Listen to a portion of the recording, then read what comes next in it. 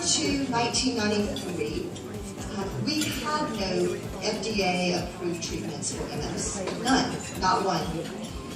In 1993, Betaseron was the first MS drug to be approved, followed closely in 1996 by Avonex and Copaxone, and then in 2002, we got Rebif. And so that kind of completed that little group of our, what we call platform therapies. Those drugs that have been around a long time, have all of the safety and efficacy well established. Then things started to get interesting. Around 2006, we got Tisabri, which is the IV infusion once a month. And then in 2010, we got our very first oral medication for MS, which was a huge step in treatment. That was Gilenya. And then in 2012, we got Aubagio, another oral therapy, and in 2013, Tecfidera. So that rounds out our oral medications for MS. Then, since I saw you here last year, we have had the launch of Flagrity, which is another interferon. It's subcutaneous and it's twice a month. And then we've had the launch of Lentrada, which is a very different kind of treatment. You get an IV infusion every day for 5 days, and then again for 3 days at the end of year number 1. So a lot has happened. We also got even a different formulation of Copaxone that saves you 4 shots a week. We went from an everyday shot to a 3-day-a-week shot. So that gives you just a little bit of the landscape. Now, a lot of you here either have MS or you're a family member or friend of someone with MS. Some people from our business community and other sectors don't know that much about MS. So what is it? MS is an autoimmune disease that attacks the coverings of nerves in the brain and spinal cord. So it interrupts that flow of information from the brain and spinal cord out to the body. And as you can imagine, depending on where that occurs, you can have any number of different types of symptoms, some of which may be visible, like difficulty walking or speaking, some of which may not be obvious to a bystander, things like numbness or vision loss, or things that can't necessarily be noted in a casual conversation with someone. So there are several different avenues that our research takes. You can look, first of all, at prevention.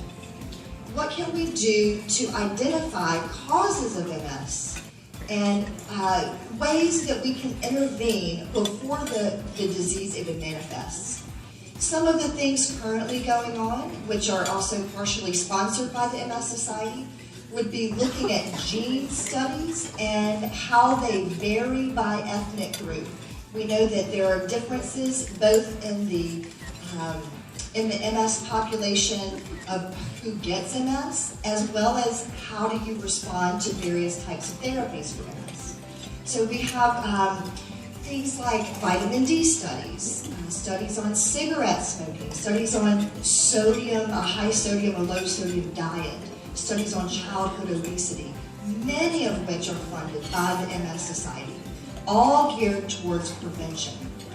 Then we take the next step, and there are studies for new treatments for MS, treatments for patients who have already been diagnosed. The damage is done. The goal is to prevent new damage and new symptoms of MS. So just to give you some examples of that, we have Diclizumab in clinical trials. We have ocrelizumab, lots of mAbs, lots of monoclonal antibodies, and other types of drugs that are in the pipeline. Research is ongoing now, phase 3 clinical trials for those. Then we have drugs for repair. This is a novel area. We have never had the opportunity to repair damage done by MS. It's all been geared towards trying to prevent future attacks. In January, we just hit the 1-year mark in a phase 2 clinical trial, the first one in human subjects. So we got out of the lab mice and into human clinical trial subjects. Anti-lingo is being tested in optic neuritis patients because we can very tightly quantify that nerve fiber layer and get some good measurements on people who get the anti-lingo versus those who don't. And so this is a phase 2 study. We've completed year 1 of 2, and the study did meet its primary endpoint, which was to help increase the speed of nerve transmission along the optic nerve as measured by visual evoked responses. Then we have clinical trials that are focused on a cure.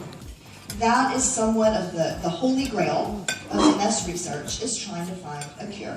So prevention, treatment, repair, and cure. So under that category, the most common type of research that we would think of as far as cure is bone marrow transplant, and I get asked about it often. Stem cell treatments. Just this month, we've had 2 news releases, and you can find all kinds of research-related news releases on the MS Society website. It's a great resource to help you stay abreast of all the new developments.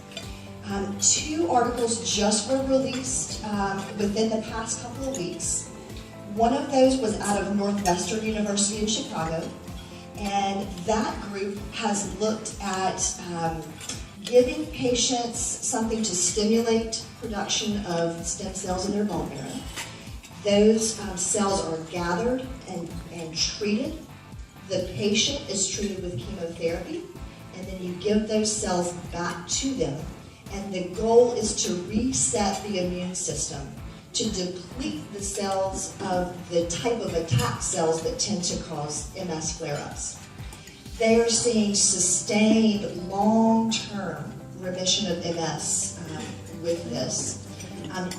It's a high-risk, high-reward type of approach. High risk in that you can have very serious complications when you're hitting someone hard with chemotherapy. High reward because if you get that long-term, sustained, quiet response of MS, then it's worth taking that risk, particularly for young patients who present to us with very aggressive forms of MS. The other trial was out of Genoa, Italy, and it's part of a larger group in Europe that is looking at bone marrow transplant. There are additional studies doing stem cell therapy by gathering cells from your fat or your skin in addition to bone marrow. So lots of different approaches being taken.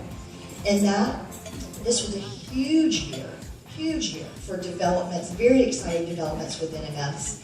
And in the next 5 years, we will have just an unbelievable explosion of activity in a positive way, a good explosion, for all of these categories: prevention, treatment, repair, and cure. So I hope to see you again here next year, where I can give you some additional updates and more good news on the exciting things that are being developed. I'm proud to work with the MS Society. They devote many tens of millions of dollars to this type of research in all of these categories. And so you can be sure that when you give to the MS Society, your research dollars are very well spent and much appreciated by the patients, their caregivers, and those of us who do our best to take care of them. So thank you for all that you do to help support this cause. And please come back again, and I look forward to seeing you next year.